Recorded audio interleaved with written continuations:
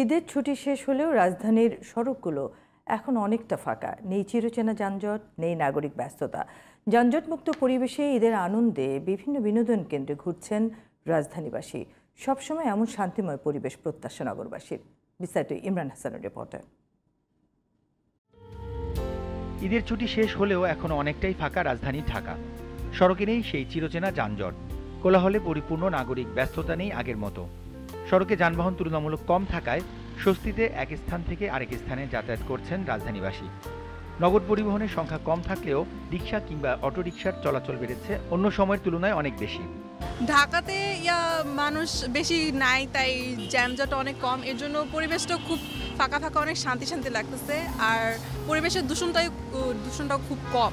ভাবলাম বোনদের নিয়ে একটু বের হই, তো ভালো লাগছে। রাস্তাঘাট যেহেতু ফাঁকা, দোয়া করি যারা গ্রামে গেছে তারা আরও বেশি দিন থাকুক। এই যে ধুলাবালি কম, তারপর জ্যাম কম, আমরা কম সময়ের মধ্যে যে কোনো জায়গায় যেতে পারছি, এর জন্য খুব ভালো লাগছে। ঈদের সময় দেখি যে ঢাকা শহর অনেক ভালো লাগছে, মানে বাতাস খোলামেলা, রাস্তাঘাট ফাঁকা। ফাঁকা ঢাকায় ঈদের আমেজ উপভোগ করতে পরিবার ও বন্ধুদের নিয়ে বিভিন্ন বিনোদন কেন্দ্রে ঘুরে বেড়াচ্ছেন নগরবাসী।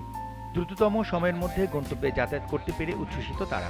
রাস্তাঘাট ফাঁকা, ভাড়া যদিও কম হয় তো চালায় শান্তি আছে, জাম নাই, কিছু নাই। যাত্রী না থাকলে গাড়ি চালে লাভ আছে, গ্যাস পুরান লাগে, জায়গায় জায়গায় বয়ে থাকি। দুই একটা যাত্রী পাইলে মোটামুটি শান্তিতে তাড়াতাড়ি যেতে পারি, এই একটা শান্তি পাই।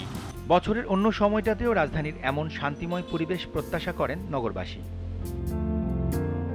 Imran Hasan, GTV news, Dhaka.